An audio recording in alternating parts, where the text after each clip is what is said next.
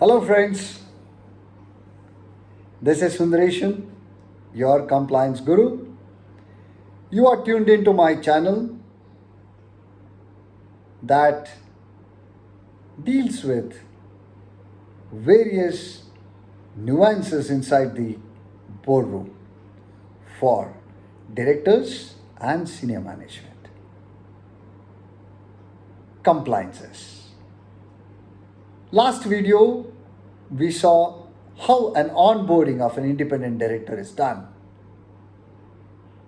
What are the precautions that an independent director has to take before getting onto boards?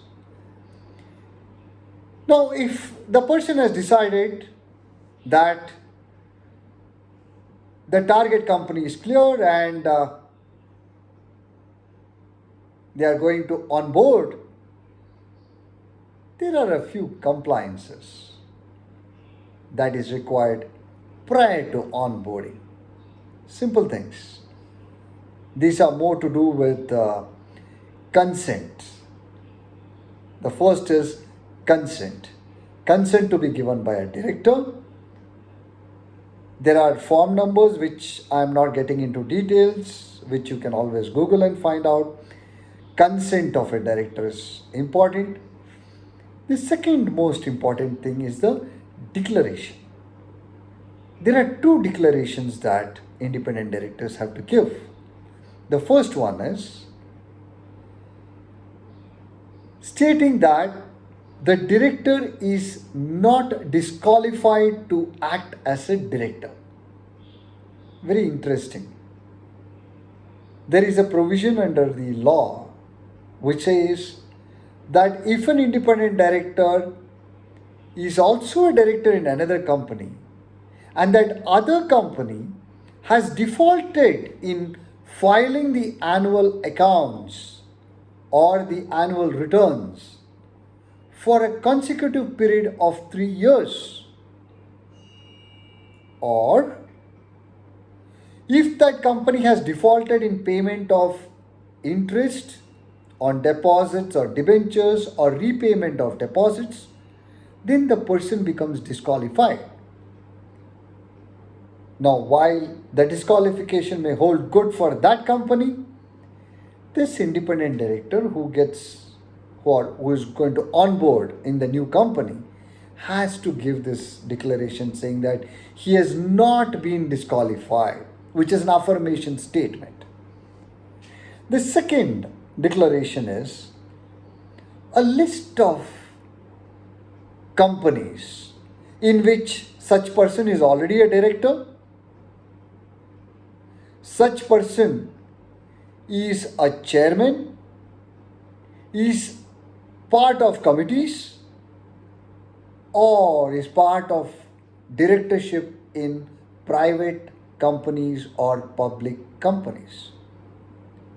So it's a long laundry list in case the director is holding too many positions.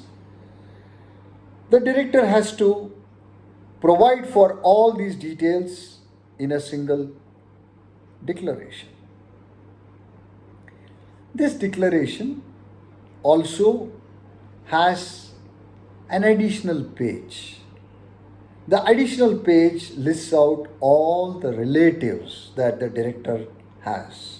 Of course, it's not a very big list. It deals with the first level, which is the parents, the next level, which is the children, and of course, the brother and sister.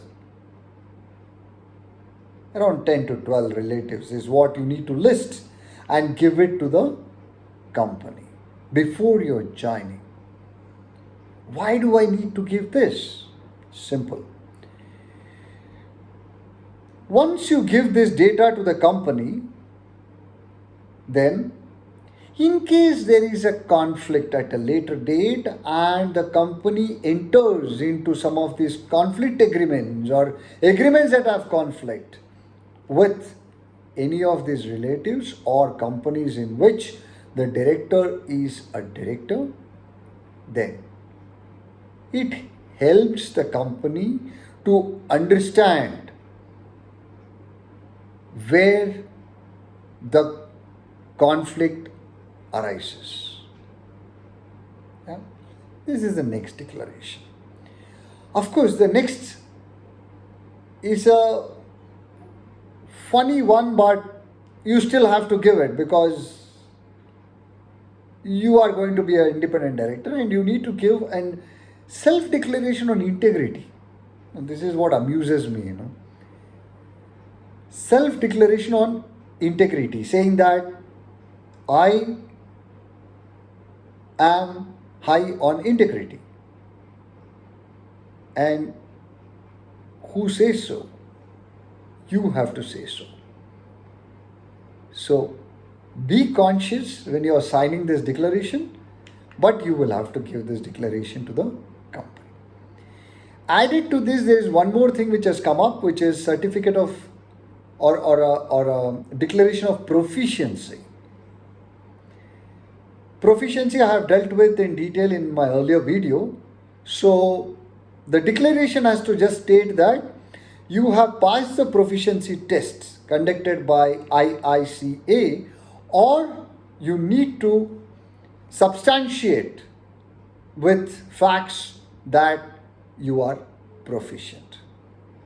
Of course, these are all declarations and self declarations coming out because of some of the mandates which are there in law. So, more than questioning, better to provide for these declarations. Yeah, and once the board receives these, they have to place the declarations in the first board meeting after the independent director's appointment.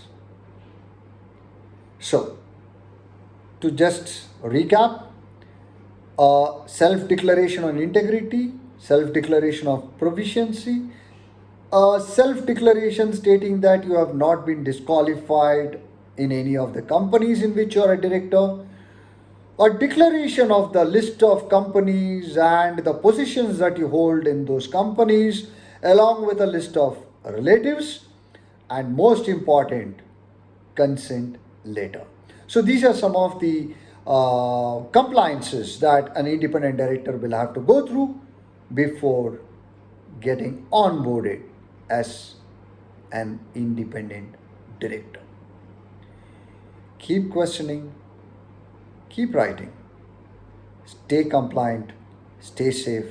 See you soon.